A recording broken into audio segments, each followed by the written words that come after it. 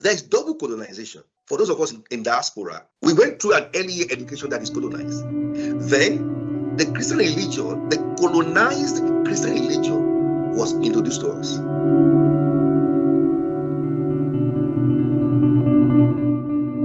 We sort of leave people to be free in choosing their spirituality. Could it be that this actually work against us by the time we need to interface with the Europeans who are coming with a kind of a unified agenda? They have a clear agenda of what they want to do, even in the interpretation of the Bible. Whereas we didn't have this as part of our culture. Now, in dealing with them, that they could have been against us.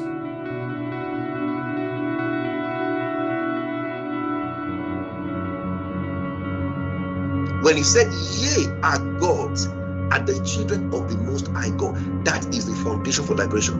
Meaning that everybody, we are all equal. Both the imperialist, the colonizer, and the colonized, we are all equal.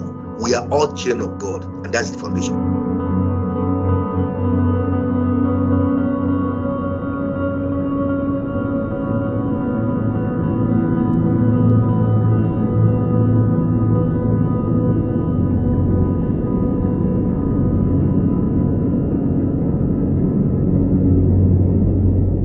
Thank you for joining us in this conversation. I remember a couple of years ago in my research, I came across some publication and also some African historian who have been complaining about even Christianity, that when the European came to Africa, they not only colonized the people, but they also colonized African history and colonized Christianity, which they then use to colonize the people. So there is a lot that is actually going on within the realm of Christianity and the Bible in itself. So this is why I'm really very happy about the conversation that we are having today. And like you know, we have a faithful friend who is always coming around to help us understand the dynamics of this conversation, because like I say quite often, these are not self-explanatory. These are deep thoughts sometimes that we think we understand them, but we don't understand them. That is why we need experts, people who are teaching people how to go about them, what is actually hidden behind the picture you have in front of you, because there are really a lot of elements that are hidden in the picture you have in front of you. You just think that it's just that. That is not just that. There are a lot that is hidden in it. And we need experts to help us understand that. So today, we have the honor again to have Professor Oluwafemi, who is joining us from the UK. He will be helping us to break it down. What is colonization of the Bible? How did that even happen? And of course, later on, we are going to have a Q&A session with him so that some of the points that we might have need of further clarification, we will point it forward to him, and he will help us to understand it. So stay tuned, enjoy this lecture, then of course, and also the Q&A session that will follow after that. Oh, thank you so much for this opportunity. My name is Oluwafemi Esan. I'm a professor of biblical psychology at the Faculty of Biblical Psychology at El-Roi London University. I'm also the Vice Chancellor of El-Roi London University, as you can see. And so today is a very important day for us. We are looking at a very important aspect of the Christian faith. I'm also an ordained reverend. I've been in ministry for more than 20 years. I came to the United Kingdom as a missionary. I'm a professional clergyman, and also in the field of academics. So it has been a very long journey, and one of the topics that is very dear to me is the decolonization of the curriculum in Africa. And what has led to this discussion today was when I was having a discussion about the curriculum of our seminary colleges in Africa. And I found that which is obvious, that the majority of the content in the curriculum is Eurocentric. And the majority of the theologians that have written the content of most of the seminary curriculum in Africa, it's also purely Eurocentric. Therefore, there's a need to decolonize the seminary theology curriculum in Africa, and that is what has led to today's class. Today's discussion will be looking at the decolonization, the colonization of the Bible, and then will be with the aim of exposing the wrongful use of the Bible in colonialism. As we know that colonialism is when a superior country take over physical possession through the use of force and power, and take over a land and rule them and impose their culture. They impose their ways of life, their belief system, even their belief system about God was imposed on the colonized regions.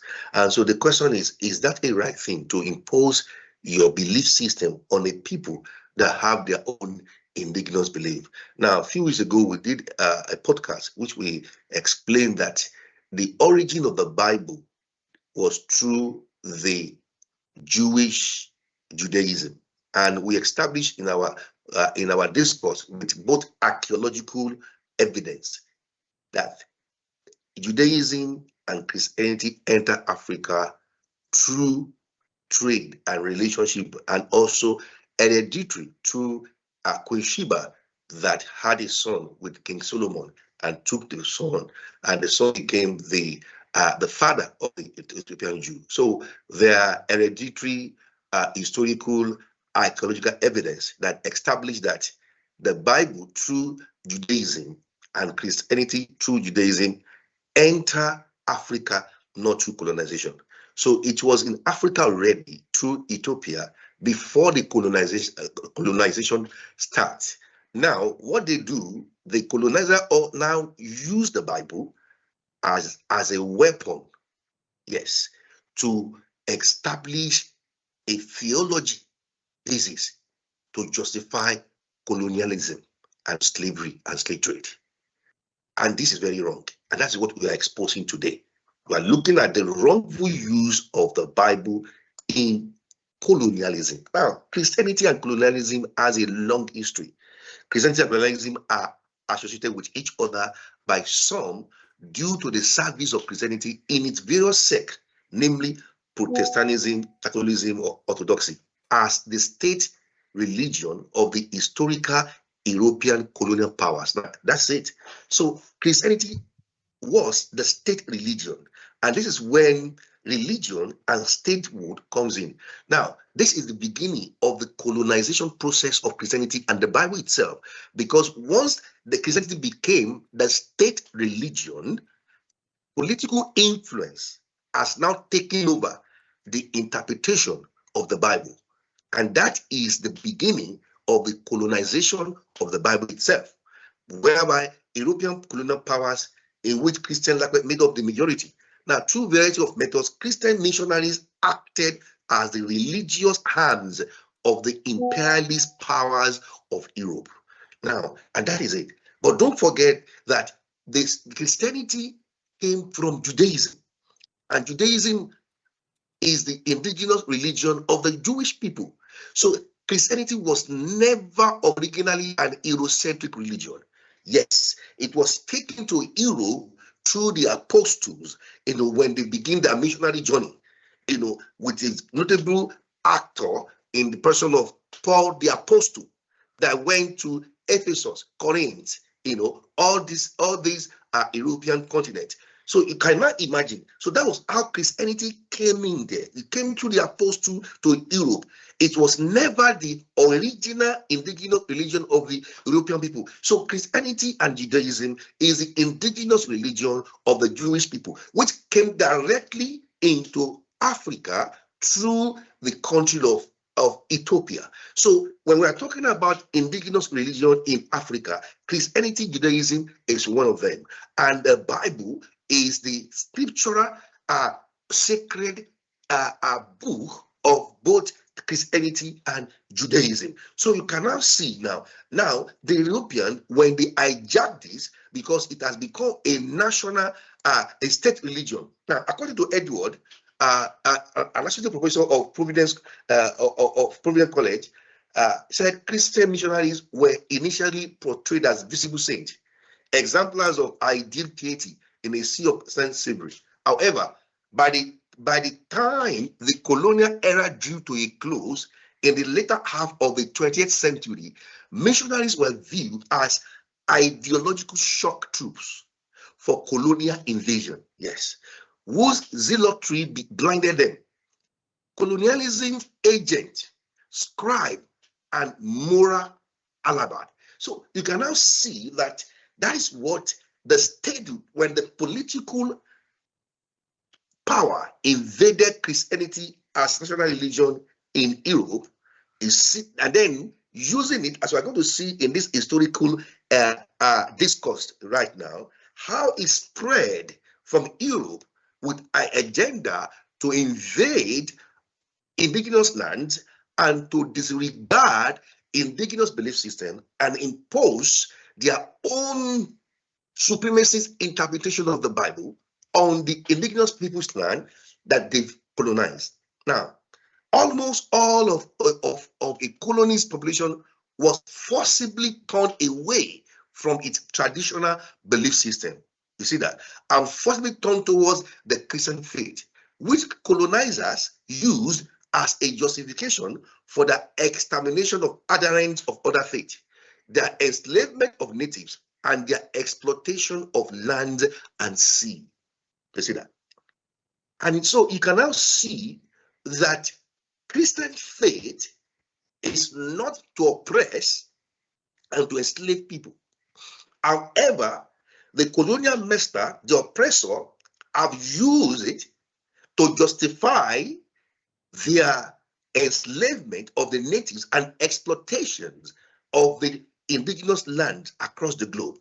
So the Christian faith itself, in its pure sense, is not a religion of oppression. However, the oppressor use it as a weapon for theological justification of the agenda in slavery and exploitation of our indigenous lands.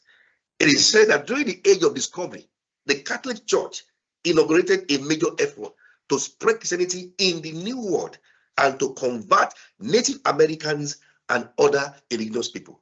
Now, the missionary effort was a major part and a partial justification for the colonial effort of European powers, such as Spain, France, and Portugal. According to Lamy Sanet, the standard Western scholarship on Christian missions proceeds by looking at the motives of the individual missionary. You see that? Their motives, and they conclude by faulting the entire missionary enterprise as being part of the machinery of Western cultural imperialism. And that's what happens. The entire missionary enterprise by the colonial master was a clear demarcation for cultural imperialism. As an alternative to this view, science presents a different perspective, arguing that missions in the modern era have been far, far more and far less than the argument about motives are customary portrayed, quote and unquote. Now, it is obvious here that cultural imperialism finds its roots in the missionary effort and agenda, even though they build schools for us. People can say, oh, they built school, they did this, fine. But what is the curriculum of the school? What is the agenda?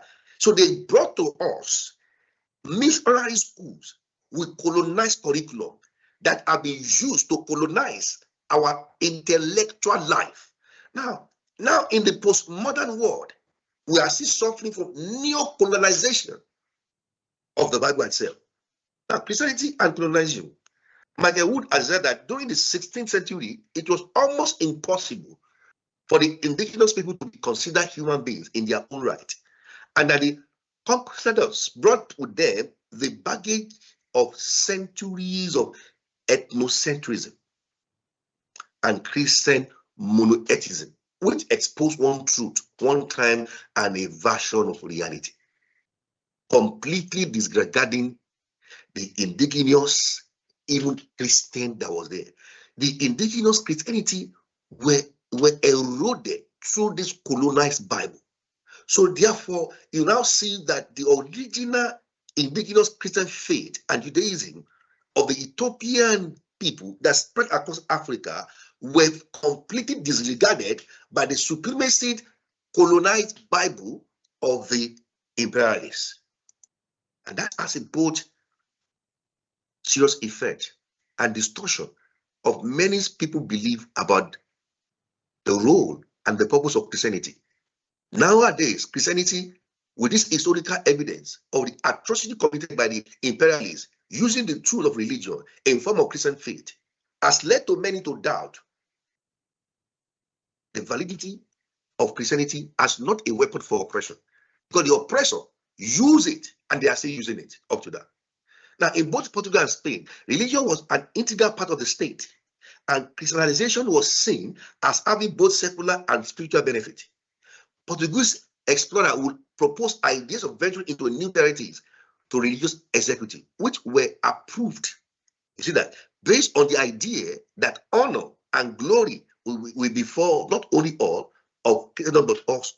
So you can now see that the most sacred, they see it as wherever they go, the powers are tempted to expand their territories or influence, then missionary will soon follow. Once they go and invade a territory, then missionaries will follow.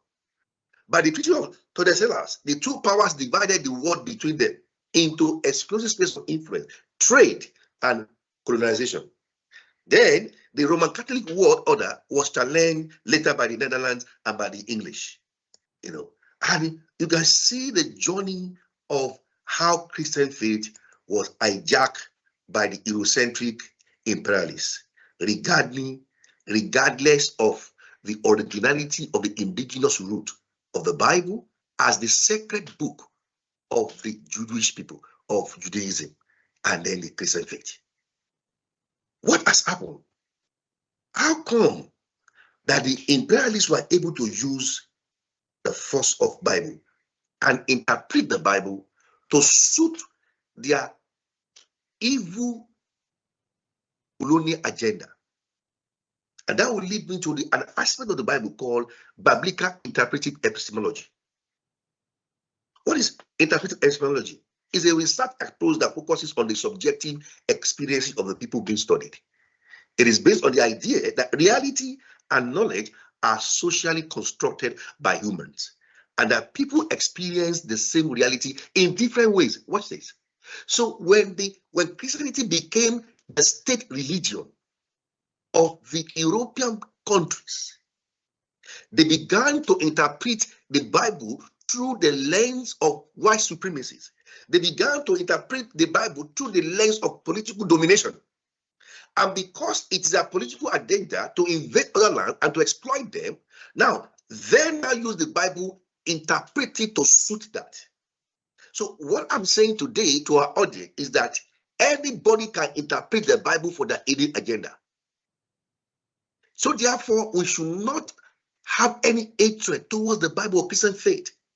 It is the interpretative framework of the imperialists that they've used it wrongfully as a tool to justify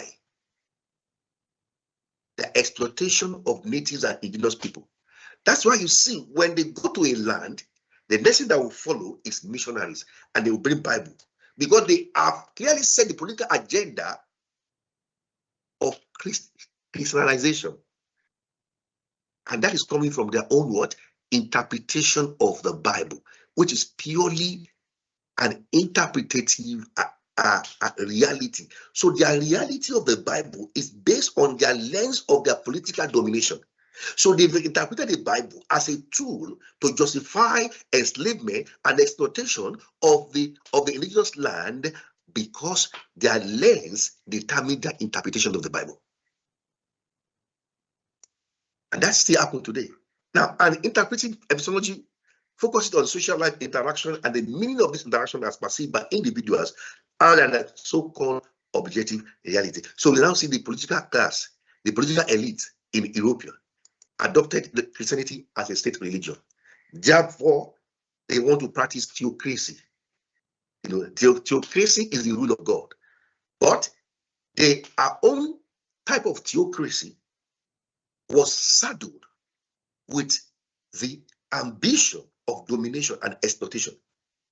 And they are looking and they use theology to justify the basis of their action. Now, in interpretism, this is a branch of epistemology in a way that answers the objective word of positing that researchers felt wanting. Now, the underlying idea of interpretive approach is that the researcher is part of the research, interprets data, and such can never be fully objective and removed from the research. And that is what actually happened. So when you go to the Bible to interpret it as a weapon to carry out your agenda, yes, what happened in that essence is that you are interpreting that very data. For example, now with the focus of the Bible now, you are interpreting it from what? From your own idiosyncrasy and your bias, based on your hidden agenda. Therefore, your interpretation is not objective because you have a motive. Now when you now look at Bible itself, there is an element of interpretation in the Bible.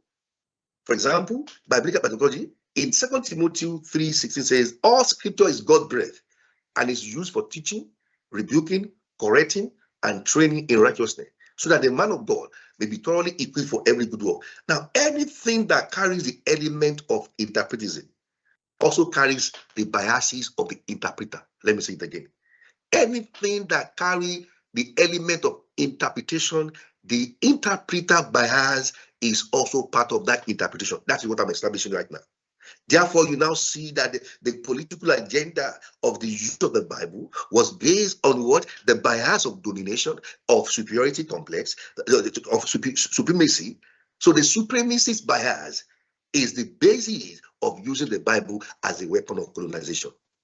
So it is not that the Bible is wrong, but the interpretation of the Bible was used coming from the white supremacist domination of other race, and that has led to the going to the other lands to invade them.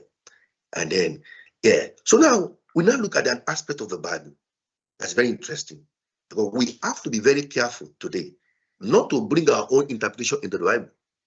So hermeneutics, the branch of knowledge that deals with interpretation, especially of the Bible or the text. Now, hermeneutics and epistemology, they are very related. They are, and they are different in approach to knowledge and understanding. Now, epistemology focuses on the structure of knowledge. What's this? With some believing that beliefs serving as foundation for others. Now, epistemology seeks to establish a foundation for knowledge that is above culture, history, and linguistics. And that's it. So, and that's what you should apply when you are looking at the Bible. Look at the knowledge that is generated, the pure of its knowledge, and then you interpret the Bible on the purity of its knowledge that is above cultural biases, historical biases, and linguistic bias. Now, in hermeneutics, the focus is on the psychology of understanding and is concerned with interpretation and conversation. And hermeneutics can be used to promote conversation and overcome disagreement without claiming to have any universal truth. And that is where the age of storytelling comes in. Storytelling is also a subject of hermeneutics epistemology, interpretive framework.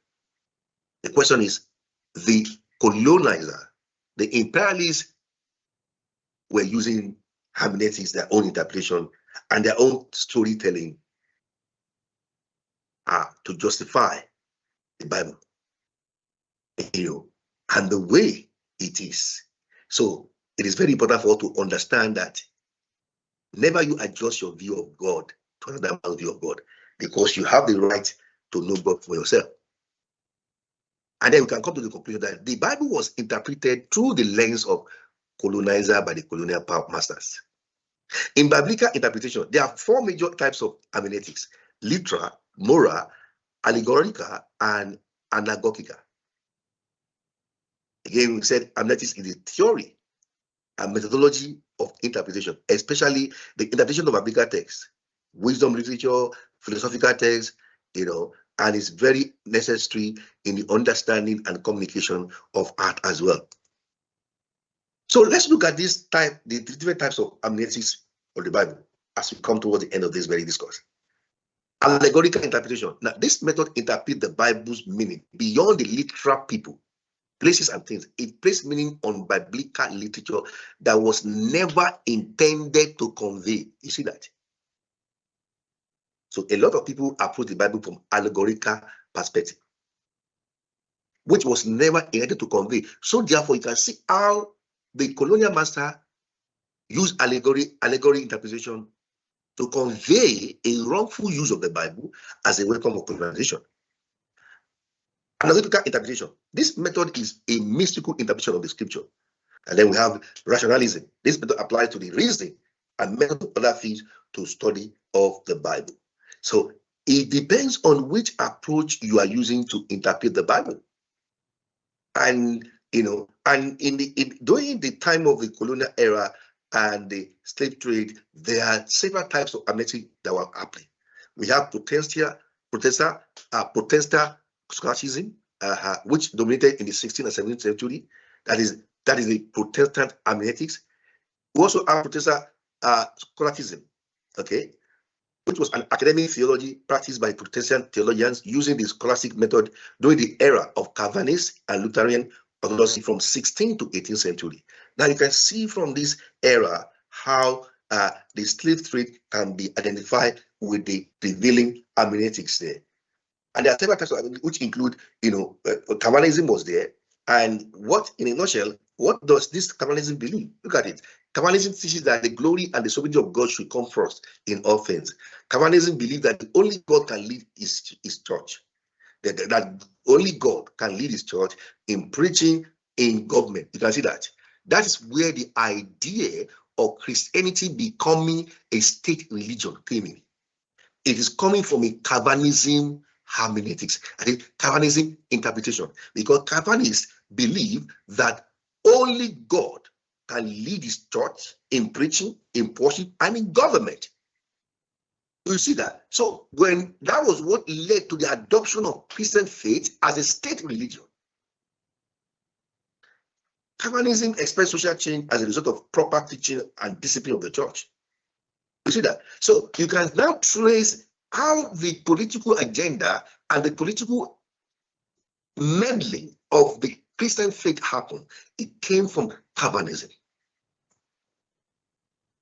And the Calvinists believe in predestination, that God chooses who should receive salvation and grace, and only those chosen are saved.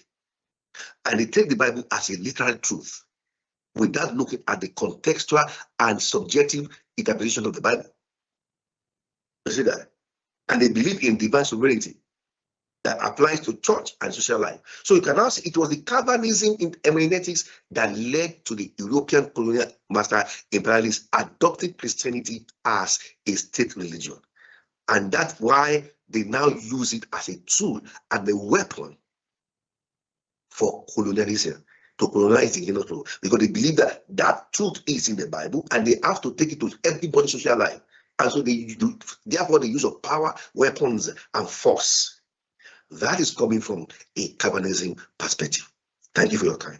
Beautiful. This is such a beautiful presentation. This is such a wonderful presentation. We are getting all this for free. Wow. We must be grateful to you. Thank you so much, brother. We appreciate you. All right. Thank you so much, Professor Oluwafemi. I want to thank you again for taking the time to share this valuable lesson with us. Like I was just saying, we are getting all this free because you have decided out of your benevolence to make a contribution to the people, to help them understand the image that they have in front of them that they think they understand, but they don't understand it at all. Because if they understand it, if we understand it, because I'm included, if we understand it, all this while we would have acted differently. And that is why we are having you here. He'd say that knowledge is available to everybody now. You can choose to learn or you can choose to remain in your ignorance. So for people like you, a lot of African in the diaspora now have knowledge in front of them. But of course, it's up to them to do whatever they want to do with it, because nobody's going to force you for your head. You know now. And the challenges of knowing is that when you know something, you cannot unknow it anymore. The only thing that can change is what do you do about it? That is up to you. So I'm really very grateful for people like you. You see, just before we get in, I want to say again that I think I'm privileged to be able to have opportunity to talk to people like you and to bring in different people into the conversation. Yesterday, we had an audio room event where we could really feel the emotion of the people in it, because we're talking about the African diaspora storytelling and how we can create safe space, a conducive environment where we can talk about ourselves. And I could really see people be emotional in it, because we need places like this where we can talk about ourselves. So thank you so much again, brother. I appreciate it. In the other episode that we did before, you talked about the fact that religion, Christianity is not really just coming from the outside. It had been in Africa before the European get access to it. But of course, they colonized it and they brought their colonized version to Africa. So that is important for people to understand. And you also made mention of the fact that by the time the European brought Christianity to Africa, it had already become a state religion for them, which is something that is relatively different for people to understand.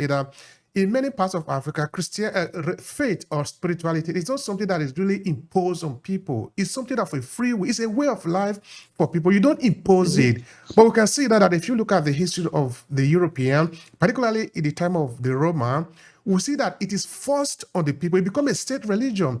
The Pontific of Rome, which is the state, the position that the current Catholic bishop occupied, the Catholic bishop, I'm talking of the Pope, he is a representative of God, but he's also the representative of the power of the state. So that Christianity is a state religion. You don't really have it's not like a free thing for you. You must be obliged by what is the tenet of the church. So when they enter into the land of other people, they believe that you are obliged to follow their tenet. Everything that you believe in is irrelevant.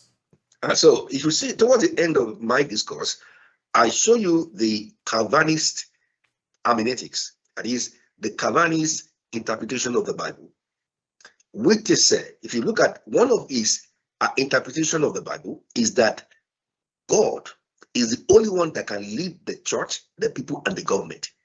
In other words, the Calvinist interpretation of hermeneutics has laid the foundation for theocracy. They want to practice theocracy, that is the government that is ruled by God. And the question is, God is a spirit, man is man. Man has his own error, and man has his own hidden agenda. Okay, so because of that Calvinist hermeneutics, the influence now crept into the political class. Thereby, the political class adopted Christianity as a state religion in the imperialist era. But you have to trace it back to interpretative framework that led to that belief, and it's coming from Calvinism. Thank you. Thank you so much for that, Professor Oluwafemi. Again, we will spend a little bit of time here, of course, from your position as a psychology, no? In that, we were just saying before, okay, I was saying before that in Africa, spirituality is something that is free. You are not comparing people to obey this. It is free. You know what it's supposed to be, so nobody's forcing you. I can give a practical example of that. When I was growing up, we were going to the Catholic Church. We were going to catechism every day to learn catechism. My father is not a Catholic member. He doesn't believe in Christianity. He has his own way of reverencing his ancestor, which he have a little shrine in the house. So for him, he didn't interfere with what we were doing. We were free to do what we feel was right for us. Now, in Rome, because Catholicism is something that developed in the Roman time. It was practiced then. It's still practiced today. They reform it. They have to reform it a number of times. The Vatican make a lot of councils to change things up in the Bible, which is we are actually following what they decided is what is right for them, which is it's not something free. Politics took over religion. Religion took over politics. You see that? And whenever politics meddles with religion, it's going to lead to oppression. That's it. All right. Then you also made mention of storytelling, and I think that is fundamentally important. Is there anything you can share with us in line with that? In that, how the European use storytelling. By the time they penetrate other land now in Africa, to be specific, how did they apply storytelling to sell their agenda to the people using Of the Bible? course, of course. Now, hermeneutics, as you know, the art and the science of interpreting the Bible and literature and text. So you have storytelling is coming from hermeneutics as a methodology, yeah, of interpretive epistemology. Okay, so I tell my story based on my interpretation of my reality. Isn't it? And that is interpretive uh, epistemology there. So I'm telling my story based on my reality. And what social constructivism, philosophy of knowledge, says that everybody is constructing their reality based on their social context. So my social context is what I use to interpret my reality. Therefore, the imperialist is coming from an egocentric, supremacist interpretation of the Christian faith. Why? Because they have the economic advancement, according to them, the industrialized age, and so they are going back to you in a religious area that, oh, look at me. My Christian faith has led to this production of this quality of life in my life. Then you are there, you are poor. You need this Christian faith so that your life increase. Why they're exploiting your land? So now you question that. Is that actually follow the morals? Don't forget that the Bible can also be interpreted through the moral code as well, as one of the interpretive framework of the Bible. But where is the morals? Can you tell me that you can justify exploitation of lands and abuse of people based on the Bible moral code? I rest my case. Thank you so much for that. I appreciate that. Hermeneutics. Could you tell us that term? What does it mean? Yeah, like I said, hermeneutics is just from the methodology of interpretation of, Bible and philosophical texts. So you are interpreting a text, and when you look at interpretation, you are talking about generating knowledge through interpretation, and that's interpretive epistemology there. That is, you are there. But true epistemology is to have understanding above history, about sentiment of history, about sentiment of history or political agenda. But it's quite difficult because whenever you are interpreting a text, don't forget that as an interpreter, you are interpreting a text with your biases. And so to obtain 100% objectivity in your interpretation is not achievable because you are also part of the interpretation that you carry. Thank you. Thank you so much for that. That is really very important. That is really, really very important. Okay, now I'm having a curiosity now. Just now I was saying that when I was growing up, I was going to the church. My father didn't contest that with me. And I've also talked to many people of African culture. They have said about the same thing. I don't know of you in particular, no? If that is the case, that we sort of leave people to be free in choosing their spirituality, could it be that this actually work against us by the time we need to interface with the European who are coming with a kind of a unified agenda? They have a clear agenda of what they want to do, even in the interpretation of the Bible. Whereas we didn't have this as part of our culture. Now, in dealing with them, that they could have been against us. Could you say anything about that? Yeah, the introduction of the Bible through colonization is purely by the gunpowder. By the gunpowder, sir, it was enforced. The moment anybody enforce it on you, then it has eroded your individuality and your identity. So you came with the Bible with the use of force, and that is what the imperialists did. So when force is exacted, then there is no room for individuality and the freedom of choice. Therefore, it was strong through our thought, through our truth, through force. And that has been the case. And now, it is now residing in the neo-colonization of the Bible in our intellectual consciousness in Africa, up to now. I was talking to somebody very close to me. This is a couple of years ago. Now we're talking of the Bible. Then I was telling him how the Christian faith was actually forced on us. And the person was saying, no, it's not forced on us. We are free. We are free to choose to be Christian or not. I would say it is not. You know, why I'm bringing that in, because you were using the fact that they actually was forced on our throat. Many Christians in Africa don't believe that it was, they believe that they chose to. So I don't know if you could say something more about that, because it is difficult. Okay, I was making this argument with another person, a scholar from Congo, who was telling me how the colonialists use a lot of tricks to trick people away from their religion so that they can believe in what they were bringing to them. Because I was saying, even in common sense, it is difficult for me to abandon everything that I have known up until this point. I just follow you that is a stranger. You are coming from another land. You are telling me about a God completely different from me. You have to do something that make me abandon everything about me. Okay, I want to tell people that a lot of Africa sold their artifact to the European.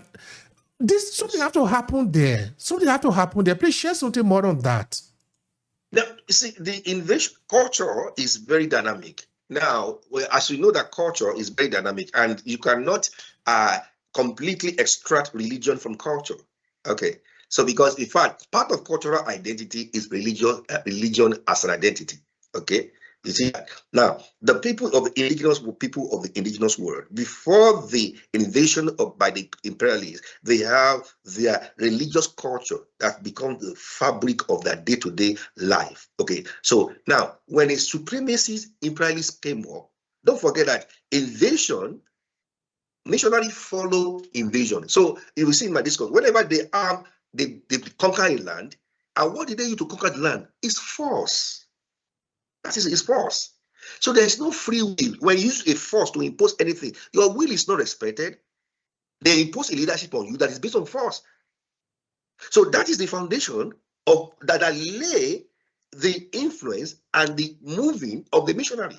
You see that? So whenever they conquer a land, after a while, missionary follows. Then they bring the so-called goodies, build school for you to say, okay, after all, the supremacists really like us.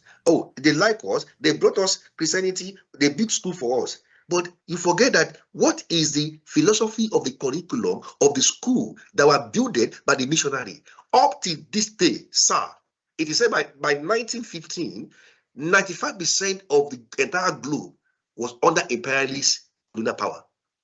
And that has laid the foundation of our educational system in the third world. Up to this day, the philosophy of curriculum that is built by the Christian faith, that is still a colonized curriculum. We are still using a colonized philosophy of higher education. We are still using a colonized philosophy in our early years. Now, the Christian education that was brought is also colonized. There is double colonization. And you wonder, why are we like this, my brother? Thank you so much for that. You see, this is why this is really very important, because I want to repeat again. The object in front of the people think they understand it, but they don't. They don't understand it. We need people like you to help us decode it. No, they don't. Because, see, the new colonization taking place, because Christianity is now part of our.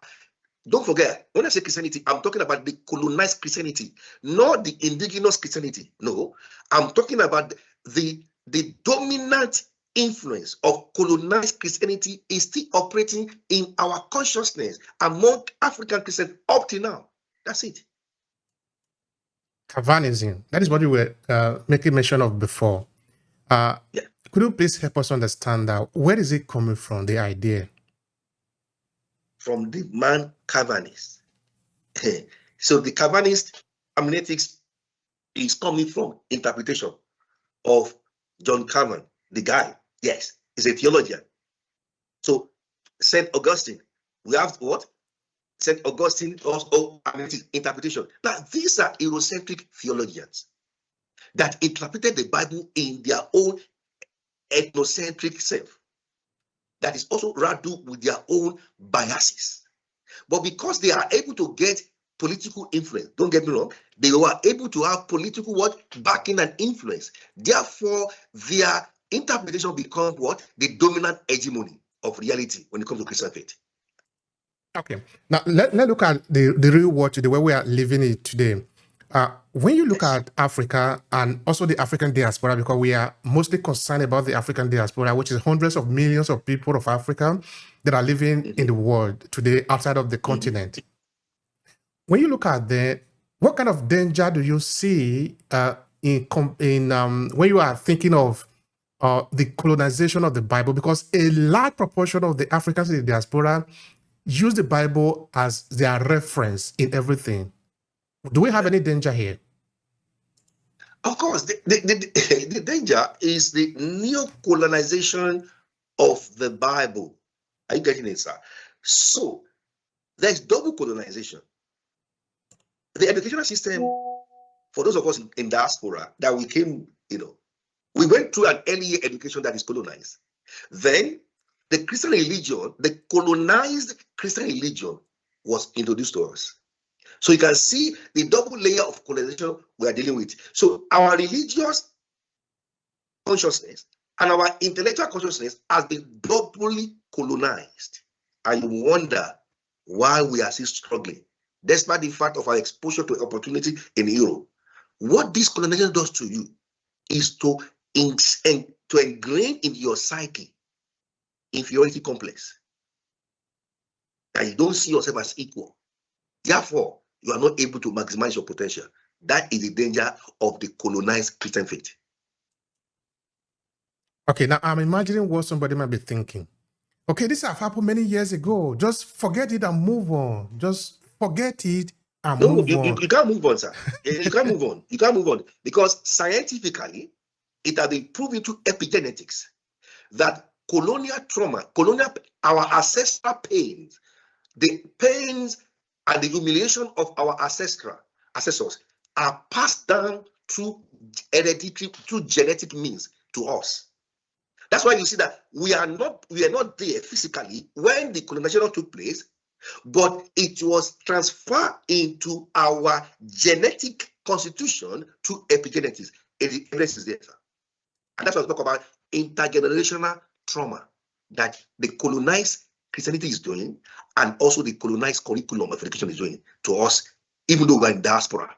And those of our brothers and sisters at home, it's the same effect. So we are suffering largely from intergenerational colonial trauma of both colonized Christianity and colonized education. That is the problem we have today.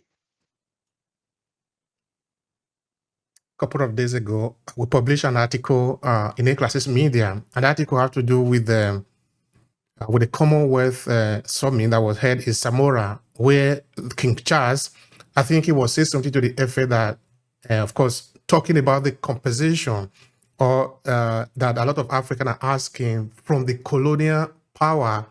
So some people are asking, who is going to pay for the cost? I differ in my philosophy about the question of repatriation and compensation,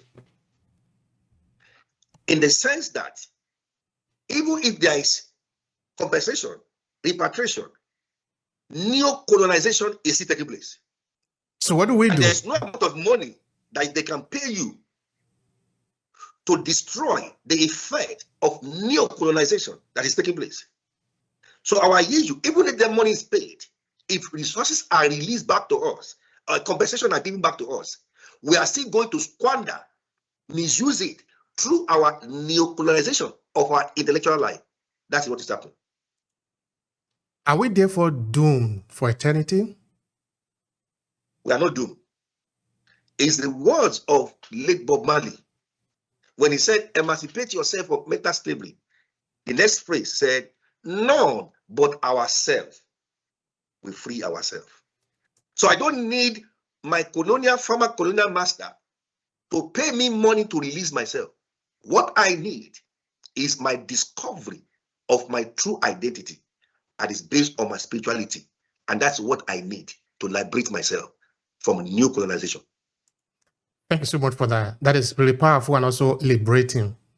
Now, yes, there's some challenges because I believe that there are a lot of people, actually millions of people who are struggling to free themselves from the shackles of this historical experience in our past. Are there some challenges that we face doing this? Absolutely. You see, because the challenges that we are facing is the neo-colonization taking place right now. You see that? Political freedom, psychological slavery, political freedom, psychological dependency. Because the damage that was done to us through colonization was just not only physical, it was in our psyche. Our psyche, through the subconscious mind and through epigenetics, the pain or the trauma, we are still carrying it through the genes. And that's why I argue that for us to be liberated, it is a spiritual emancipation, is the foundation for that. Therefore, the healing we are talking about, it is purely spiritual until we go back to spiritual identity and spiritual discovery of our true identity of our indigenous people. We will not be delivered from the nuclearization of our intellectual life. Okay, today we are talking about the colonization of the Bible. And I think a very good message that somebody can take away from that is the interpretation. Yes. The Bible really is not the problem, but how do we interpret it? I'm talking of the interpretation. How should we really interpret the Bible for our good as Africans? Yeah. Now, you will notice that when Christianity became the state religion of the imperialist Europeans, the political class has meddled with Christianity as a religion.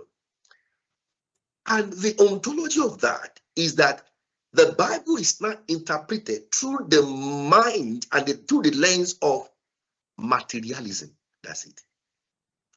So you now see that the colonial master brought a materialistic gospel to us.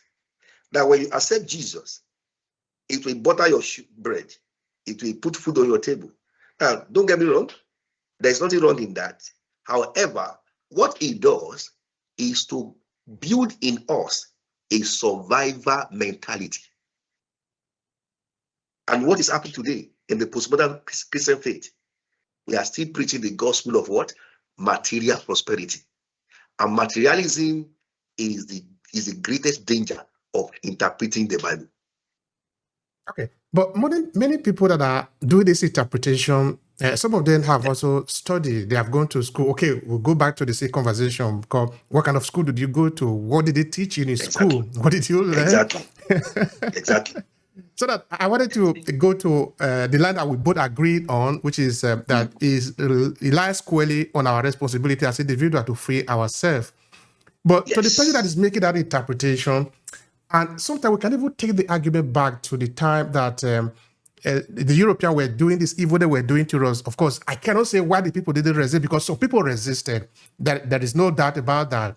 So I'm talking of this rebellion to this evil that we don't like. Why are we not doing it enough so that we can free ourselves? Because like you correctly said, also quoted Bob Marley, nobody is coming to save us. We're not going to have any savior. So are we doing enough to free ourselves? Yes, we are free. Because, you see, in the words of Yeshua HaMashiach, Jesus Christ, he said, you will know the truth, and the truth will set you free. Okay? What is truth? Truth is reality. So what sets you free is the knowledge of the truth. And your level of knowledge is your responsibility, not the responsibility of the colonial master. Thank you. That is good. That is good. That is good. I like that. Yeah. There is nothing to add to that. That is really very important. Yeah. You have to take responsibility. The things I'm sharing with you, how did I know? I sat it under the light and illumination of the Holy Spirit. Because the Holy Spirit is a teacher. It is written in the same Bible. A Holy Spirit will come. It will guide you into all truth. That is it. And it's simple. You don't need any man for you to experience the Holy Spirit. The same Bible in the Torah, in the New Testament said, in the last days, I will pour out my spirit upon all flesh. You see, all flesh, he said it. So there is no gender bias, there is no ethnicity.